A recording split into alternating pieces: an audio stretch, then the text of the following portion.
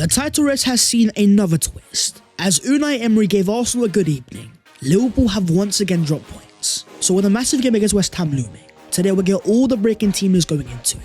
We'll also find out about the potential returns of Gabriel Martinelli and Bukayo Saka, as well as discussing a new centre forward target. We'll also discuss a potential free agent signing.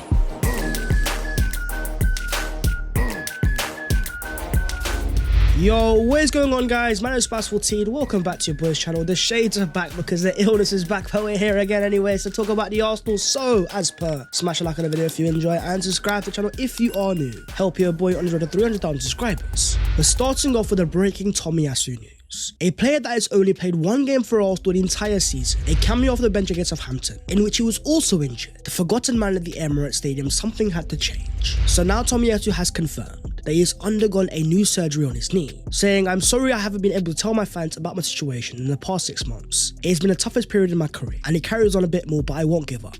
In the growing collection of Arsenal and their players posing injured, first it was Bukayo Saka, then Gabriel Jesus, followed by Kai Havertz, and now you've got Takehiro Tomiyasu. You know how bad it is right now that even our players on loan, in particular Reece Nelson, are also posing in the exact same manner? What is it about Arsenal right now and injuries? Are we cursed at this point? But in terms of Tomiyasu himself, a knee injury keeping him out for the entire season. According to Sammy Mockbell, it's even possible that going into next season, Tomiyasu could miss the start of the season. The idea behind it is this has been a long-term issue for Tomiyasu, so going to get a surgery to fix that is to eliminate any long-term injuries, take care of the player's health, and also for fans it's time to understand that it's not easy for the player. Of course we want to see them week in, week out. We have seen Tomiyasu be one of our most versatile players when he's fit and available, reliable in the big games, especially against Mo Salah. There's no chance that he wants to be injured on purpose. Over an Arsenal career that's been littered with so many injuries, from muscular problems to now knee issues, at 26 years of age having signed a brand new contract last season, earning over £100,000 a week. Once upon a time it was once about Bayern Munich, but Arsenal said no. But now you think about Arsenal's depth in defence, from Lewis Skelly and Calafiori on the left hand side, Timber and Benoit on the right.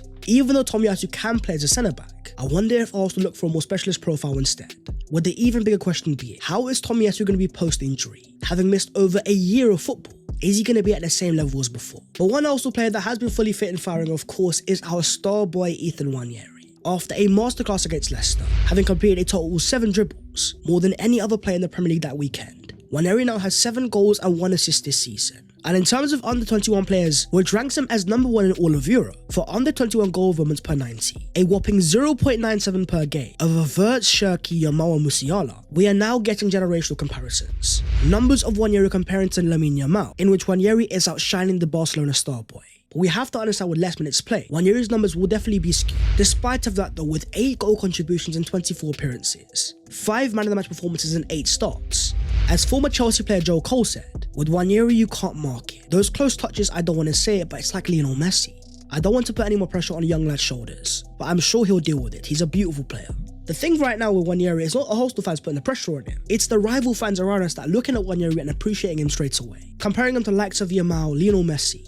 What Arsenal actually have is a potential £100 million superstar. When you go back to the graphic of under 21 goal involvements, you see the likes of Havertz and Musiala, profiles that I believe Arsenal have needed, but not when you've got Ethan Nwaneri. Similar in terms of a maverick profile, a natural ball carrier in the final third. More about quality than he is persistence. This could be our solution. Unlike Martin Odegaard, he is more of a natural number 10. His first intention is always a final action, a positive thinker, where Martin Odegaard is far more of a number 8. Nwaneri is offering Arsenal a profile they haven't had for a very long time. We're talking more towards the KDB Bruno Fernandes, a final action player at still 17 years of age. Having now got 3 league goals and 4 starts this season, only 2 shy of Yamal's 5, who has started 18 games. It's not to say that Nwaneri is now better than Yamal, it's just showing the elite level of numbers. We're comparing him to a European Cup winner at 17 because he deserves the hype. A player that every time you watch, it gets you off your seat straight away. The type of player that you pay very good money to go and watch. That's why Arsenal are trying so hard to platform him. For a player as Fabrizio Romano confirms, Man City tried to sign in 2023. He was subject to interest 18 months ago and discussions took place in the background over a potential move, but Arsenal have been able to get Ethan's trust and the green light to stay. According to reports, Nwaneri was offered a record amount of wages by both Man City and Chelsea, trying to convince the Arsenal youngster to go to their academies. But having come through Hill End and being an Arsenal boy through and through, Arsenal also making him the youngest ever player in Premier League history, he saw a path where he decided to stay. And even at this young age, you can say the rest is history. But the real question is yet to come though. With our star attacker Bukayo Saka still out injured, once he returns for full fitness, where exactly is Nwaneri going to play? The answer for me has to be as a right number 10. The exact current role of Martin Odegaard, but a player that I believe can play on the left-hand side. Having made 7 passes into the penalty area in the game against Leicester, the most of any player over the last game week, Martin Odegaard is a player that thrives deeper in the pitch coming onto the game, as we saw in the game against Leicester. His stand-up moments coming in the second half, and was allowed to orchestrate. Nwaneri is more profile that excels in tight spaces, with a better natural burst of pace. The idea of him alongside Bukayo Saka, Arsenal would have a more dynamic partnership, where Odegaard isn't able to overlap. Nwaneri certainly can, excellent on both left and right feet, offering Saka a more dynamic partner. But moving Odegaard to left also solves more problems as well, offering our runners and Martinelli a more creative profile. Think about the amount of times you've seen Odegaard drift towards the left-hand side, and instantly look far more creative. Being a far better straight passer, the angle suits him better and he definitely looks a lot more threatening. Ultimately, this is a great problem to have. I've got my own solutions, but let me know your own down below in the comments. How do the likes of Nwaneri, Odegaard and Saka play together? It just goes to show though, but in terms of the myth that Arsenal don't give youngsters chances, having seen the emergence of Skelly and Ethan Nwaneri, but with the recent centre-forward crisis, it makes you wonder what would have happened if Obi Martin had stayed. A centre-forward that had so much potential but left Arsenal for Man United. And according to Sam Dean, Arsenal and Mikel Arteta presented a plan for Obi, where he would transition from the under-18s to under-23s this season, alongside first-team training. But Obi Martin wanted quicker progression, and Man United offered a significantly higher financial offering. Money is money and of course is always going to be decisive, but at United where you've got Rasmus Hojlund and Joshua Zirkzee, a far more unstable mid-table club. Having seen Mikel Arteta throw in Nwaneri and Skelly, Obi Martin also would have gotten a chance, instead now battling for minutes at a mid-table club, hoping they can make their way back into the top half. Moving on to the new forward targets. Despite a star performance from Mikel Merino off the bench, having scored 2 goals against Leicester and saved the game for Arsenal, here he was alongside gaffer Mikel Arteta, who was giving him a piggy bank in Arsenal's latest training session. A game changer off the bench to help Arsenal win the game, but with 3 of our top goal scorers all out injured, as things stands, there's a very good chance that Arsenal could end the year without a single player reaching more than 10 league goals. Despite of that, still fighting for a title. What I see in Merino is a short-term solution. In certain game states where Arsenal are chasing goals, a better option coming off the bench than as a starter. But as things stand, we do have a lack of options, with the front 3 of Nwaneri, Trossard and Sterling starting against Leicester. In terms of Raheem itself, it wasn't his best performance. In many ways, a stinker. But according to John Cross, people behind the scenes at Arsenal speak so highly of Raheem Sterling's commitment in training, with the determination and attitude around the place. For a player that has seen as England's highest ever goal producer in Premier League history, with a whopping level of goal contributions, having seen him against Leicester, what I saw was a player severely lacking confidence, belief in himself to take on his man, but also a player that burst onto the scene at 17 years of age, has been playing week in week out since 2013, and has racked up a whopping 568 appearances in his entire career at 30. It seems like Arsenal may have to find other options, but with the transfer window currently closed, could they go for a free agent instead? With Mikel Arteta already saying that Arsenal will explore options if they are available, there could be an opportunity coming out of Saudi Arabia.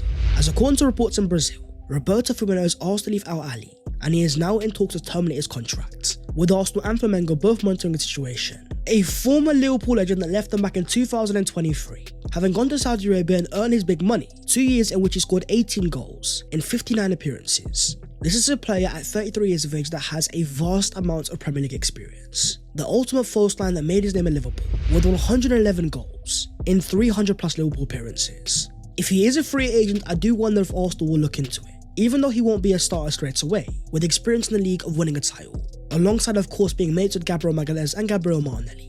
He could be a fantastic short-term option, potentially until the end of the season, to give Arsenal a number and an option off the bench. This could be a potential opportunity, but I also have a far bigger question. Being a former Liverpool player and seen as a legend, would he want to go up against his former side in a title race, and potentially upset so many fans? For Arsenal themselves, I want to ask you guys down below in the comments, if Roberto Firmino is available as a free agent, would you consider bringing him to the Emirates Stadium?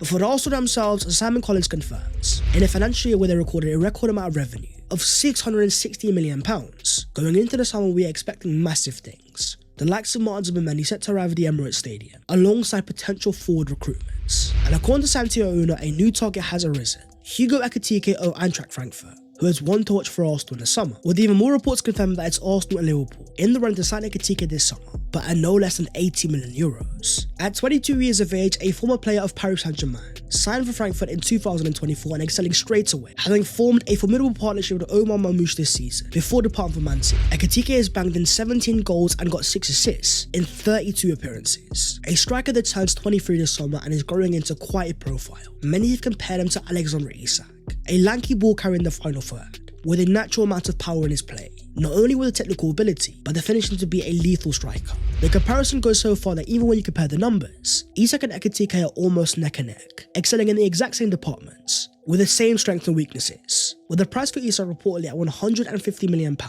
and that's if Newcastle don't get Champions League football, despite the likes of David Ornstein and Fabrizio Romano both confirming that Isak is Mikel Arteta's dream.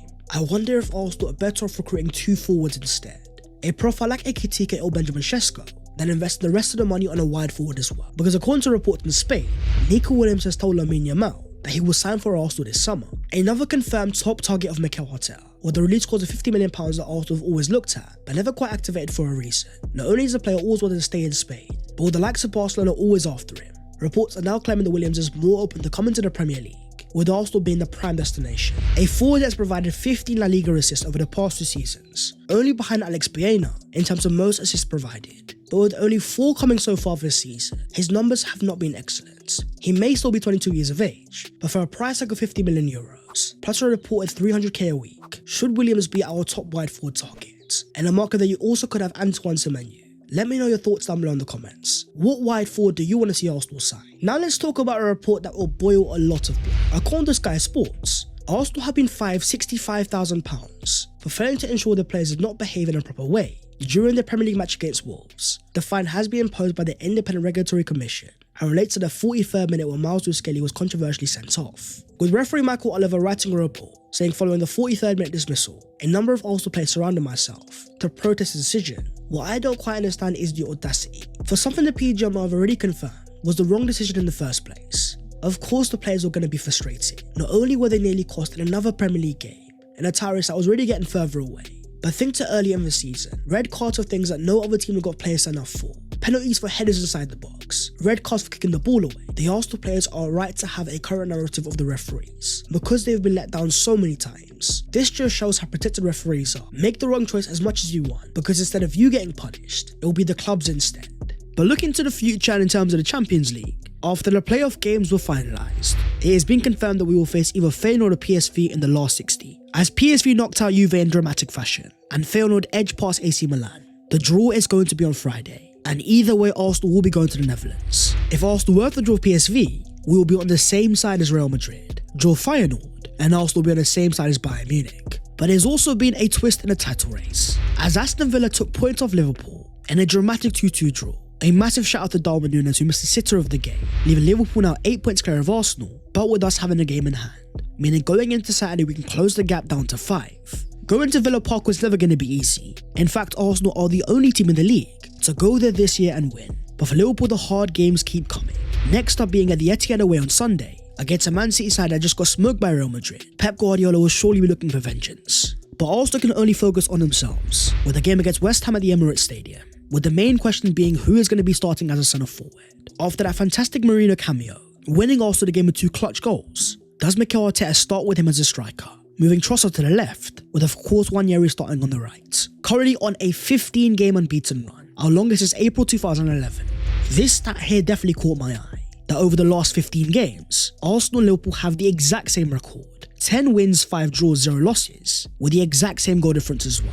In fact, since November 2024, despite all of our injuries, Arsenal's numbers have actually been getting better, higher points per game, and a higher expected goal difference. This just shows the ability of Mikel Arteta to adapt. Without his best attacker in Bukayo Saka, while Liverpool have had Salah and Van Dijk always available, Arsenal haven't yet, still they are keeping pace. But for this year, our focus has to be on defence, with Arsenal having conceded only 30 open play goals all season, the lowest in the league by a mile. This is our strength, and this is what we're going to have to rely upon, with the likes of Declan Rice and Leandro Trossard doing their job as well. The only 2 players in the Premier League in 2025 to have created 5+ big chances. It's all about holding on until the return of Bukayo Saka. And according to John Cross, Mikel Arteta is hoping to have both Bukayo Saka and Gabriel Martinelli back after the next international break. They could even return to face Fulham on Tuesday, April the 1st, to give Arsenal's running a huge boost after their devastating injury list. But that is the video there and then, so hopefully you guys have enjoyed. If you have, don't forget to smash the like and also subscribe to the channel if you are new. If you want to follow your boy on all of the social medias, then the links are down below in the description. But that was all of your latest Arsenal news today after another important match week of fixtures. The question for Arsenal though is, will they sign a free agent forward? We will wait and see, and I'll see you guys next time. Take care, in a bit.